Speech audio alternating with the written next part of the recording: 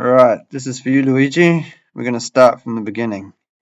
So when you get into Godot, come to this part here, Godot Engine, Project Manager. You see I got a lot of stuff in here, but you won't.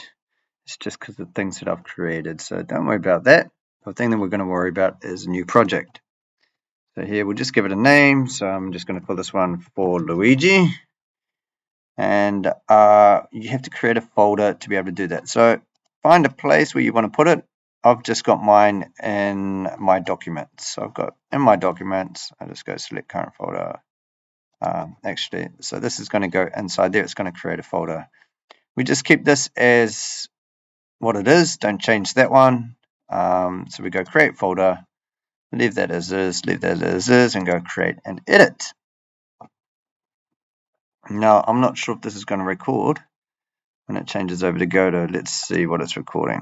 Oh, there we go. Brilliant. It is recording. So it's going to start off on the screen here. You'll see that this is in 3D at the moment. Okay, so we're just going to start by doing a 2D one, just to make it easier for you. So click on 2D, and now if you zoom in or zoom out from there, I roll my mouse wheel, I can zoom in or out, and you'll see that there is this space around here. That is your screen space. So whatever shows in your game, that'll be that within this area here. Okay, so we're going to keep this pretty simple. Everything that we're doing is going to be 2D. So when we do things here, what you do is you create, this is kind of like creating a sprite. And in Scratch, how you create a sprite, this is almost kind of like similar to that. So all of our objects that we're going to create them as a scene. It's called a scene, and basically that refers to like a sprite in Scratch. Okay, so of course we're going to be working on a 2D scene, but the thing is, for us, there's a whole lot of 2D things that we need to do. Scene is not the thing that we're going to use at the beginning because I'll show you why. So if we go up here and click plus, it's going to access like, yeah, this on a deeper level. So click on plus, and you'll see that like, I think you can find 2D scene in here if you actually look for it. 2D scene, or maybe not. Oh, you can't find it. But what you'll notice is actually if we go into node 2D, this one here, these are all the things for our 2D, and they are blue. And you'll notice this one out here, when we saw it, it was blue as well. That just means that it's 2D.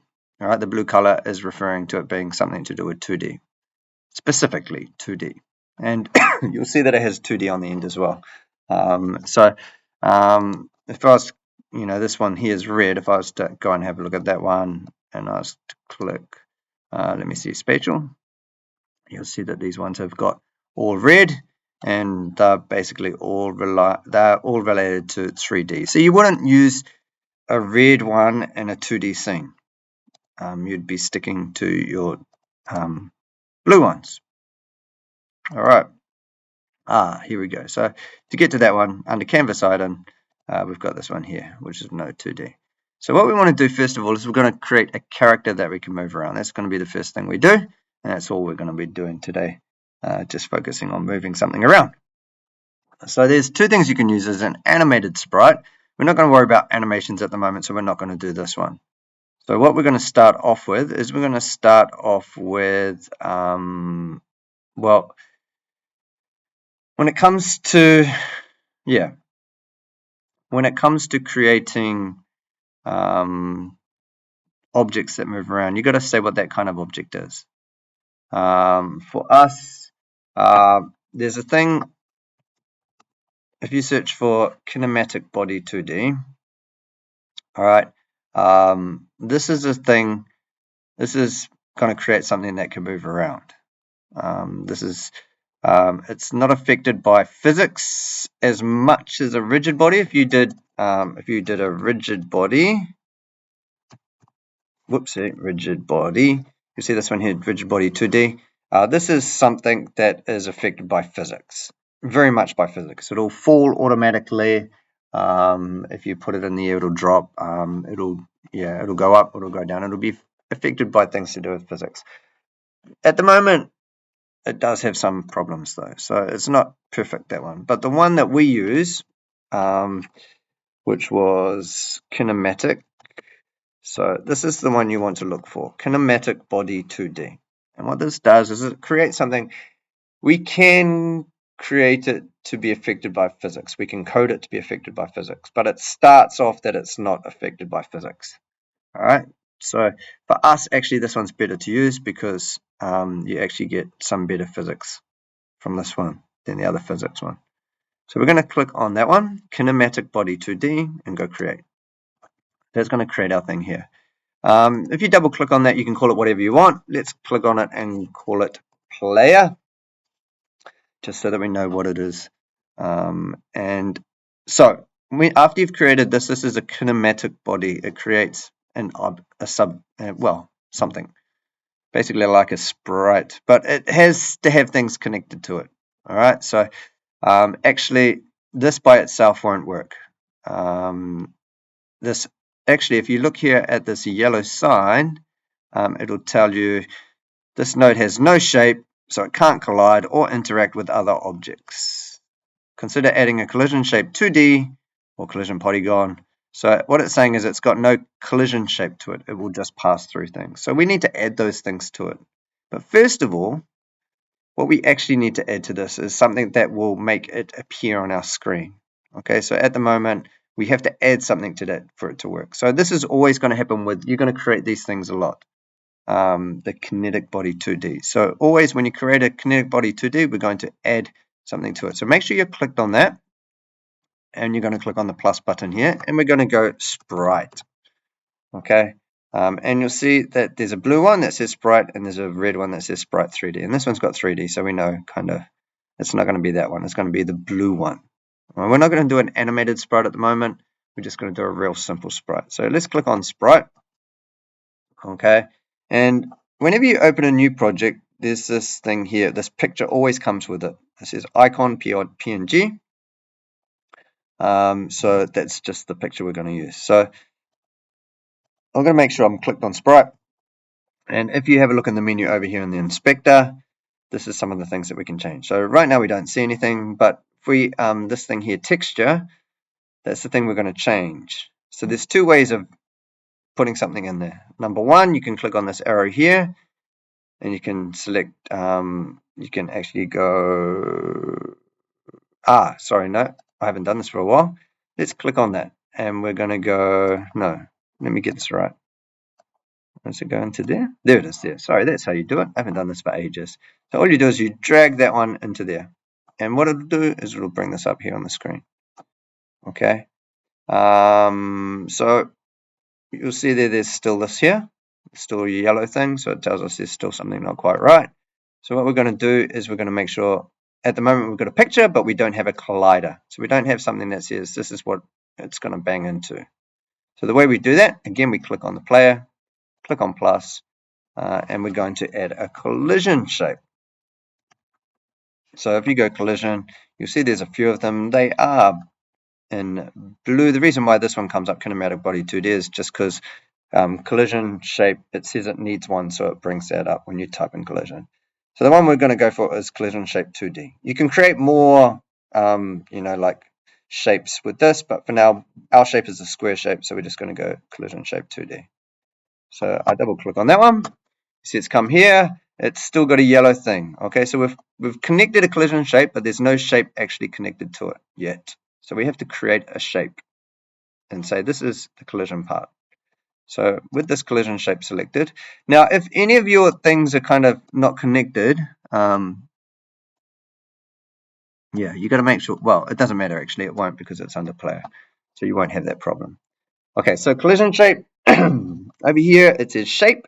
That's where we've got to select the shape. So if we click on there, the shape we're going to use is a square or rectangle. So new rectangle shape 2D, and when you click on it, you'll see that it creates this thing here. I'm just zooming in with my mouse wheel.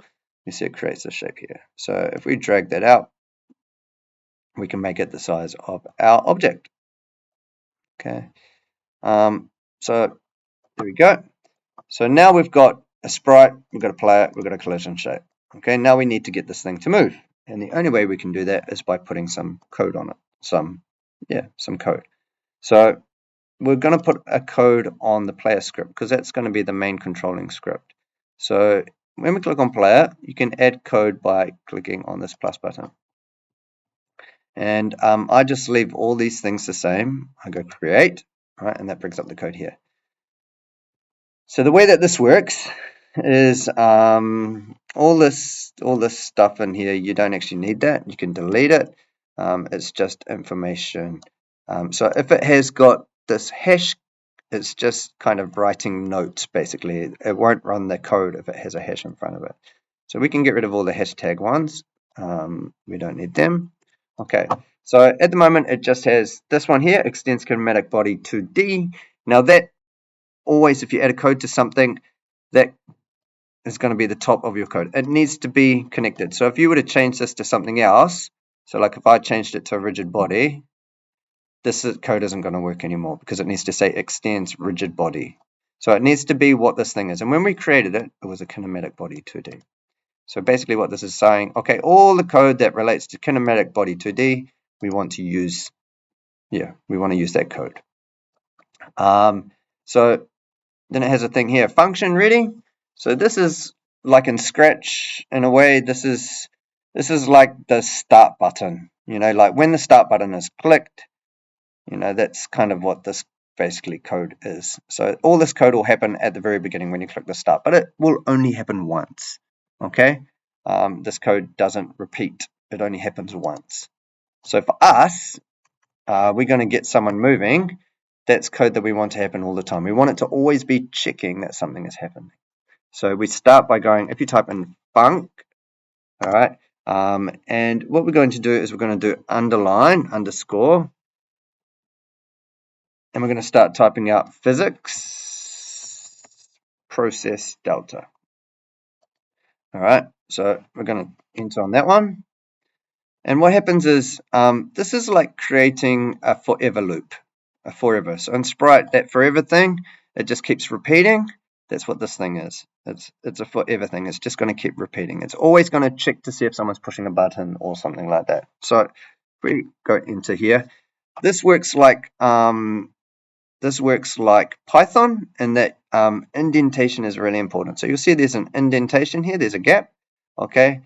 So after these double dots, okay, and I go down, if it has a double dot, then we go enter, it will have that indentation automatically. If I forget those double dots at any point and I go enter, it will take me down to there. So that's a good thing about autocomplete. It already has those double dots. When we go enter, it'll go down to there. If I started typing my code here, it would not work. All right, so it's really important that we have that indent there.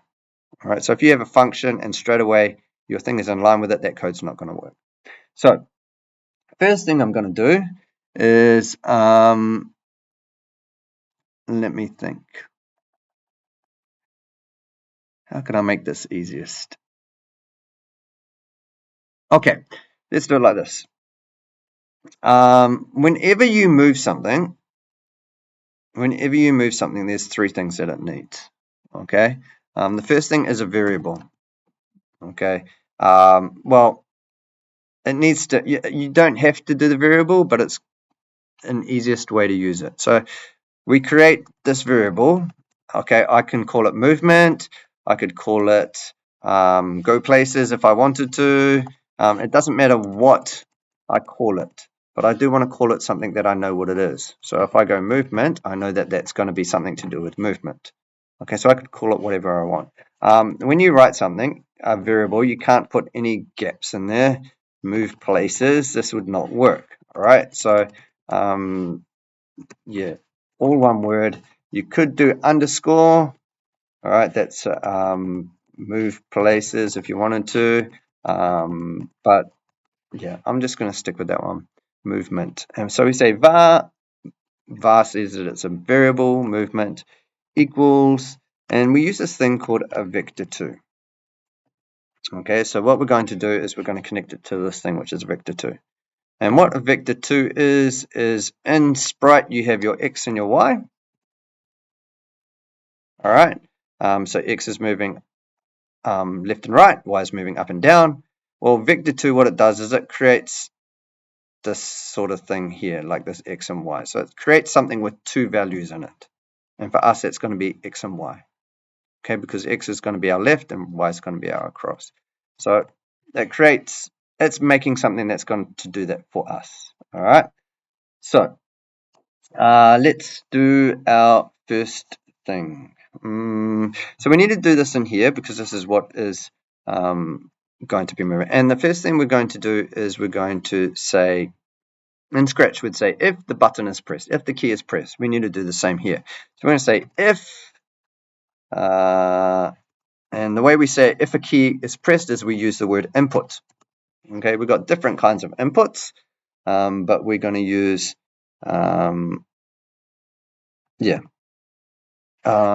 if input, we're going to use this one called is action pressed. So is action pressed, this one here. Okay, so is action pressed. What this is, there's different things that you can put here. If action pressed, is action pressed is going to be the most common one that you use. All right, and what this is doing is this just saying if someone is pressing this key. If the input is someone pressing a key, then we're going to do something. So now we have to say, what key is it? What key is it? So in Godot, we can set our keys to specific names. Okay, so if we go to project settings, and we go input map, it tells us all the inputs here. All right, so actually what we have in here is we have ones that have been set up already. All right, so I like to add some because there's UI up, UI down, left and right. We can use those ones, but I like to create one from the very beginning. So let's go here and let's create one called move. Let's go move right. Okay. So if I type in move right, you'll see that it comes down here down the bottom. Okay. And so we've got that, we've saved that name, but we need to add a key to it. So we click plus here, and I'm going to go key, not physical key, but key. Okay, and I'm going to push a key, which is going to be from my right. So for me, it's going to be D.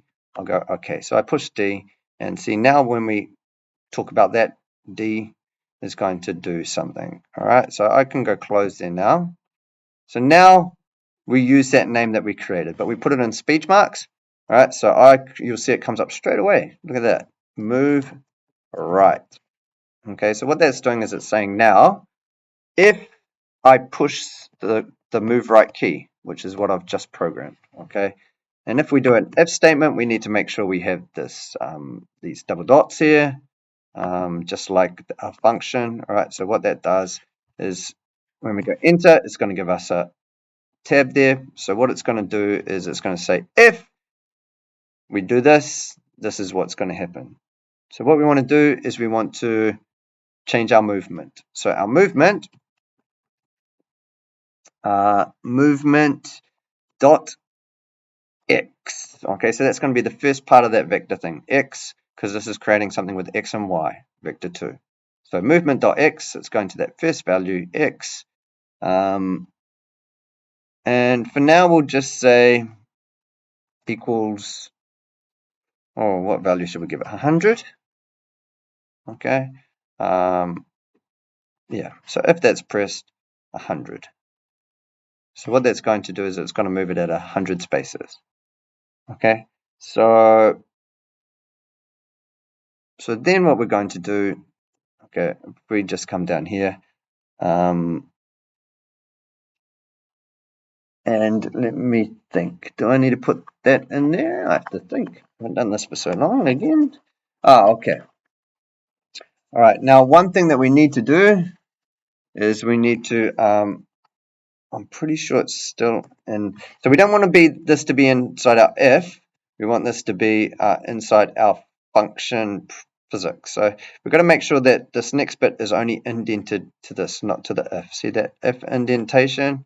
We don't want it to be there, we want it to be back one, okay? Because we don't want this to be part of the if button. This is going to, because we're going to add more movements in here, we're going to go up, down, left, right. If we just put it in here, then it would only work for if we push right. So we want it to work for all the buttons, this next bit of code. So what we type in here is we type in, let me see my notes. We go move, and what shall we do? Move and collide. Let's do that one. Oh no, we'll start with move and slide. We'll start with move and slide first. There's different ones you can use, but for now we'll use move and slide. All right, and what we're going to put in there is we're just going to put our movement, because what happens is when we push this key here, this goes into our variable. So it's going to put some code into that variable. So what we want it to do is we want it to move and slide when it gets movement code. All right, so right now we can save that. Go Control S. We can just go save, right, and it's going to save it. So what's that doing? We're creating a variable. That's where we're going to store our information. So whether we push up, down, left, or right, that's going to go into here. And then we're going to put that into this thing where it's moving and sliding.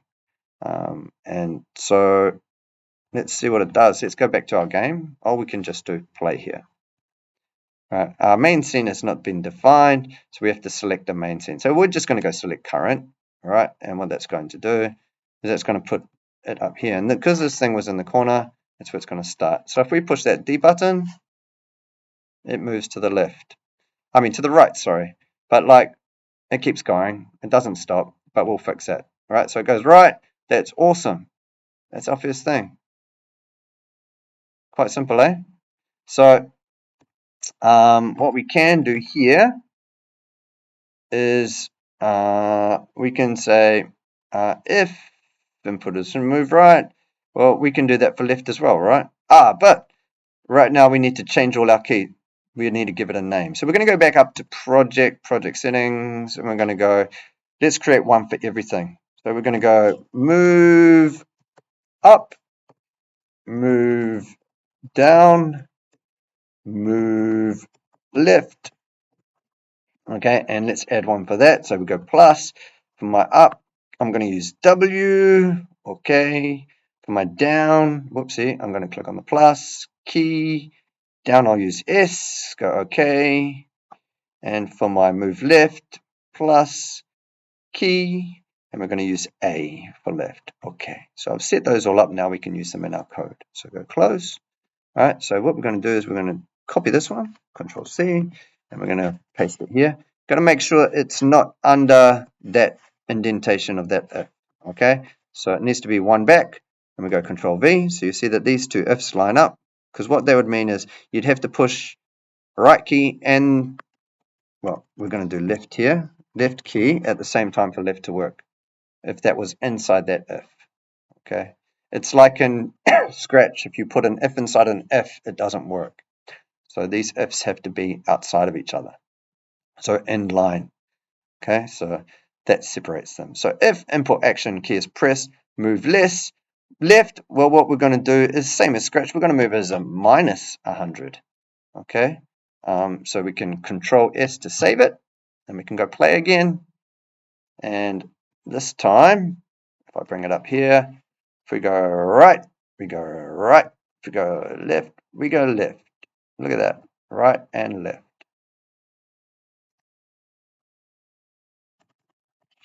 Good. Okay. So I'm sure you could do up and down, but there's just one thing you got to change. All right. So I'm going to copy that and paste it again, making sure I don't put the ifs inside. There. Okay. My phone.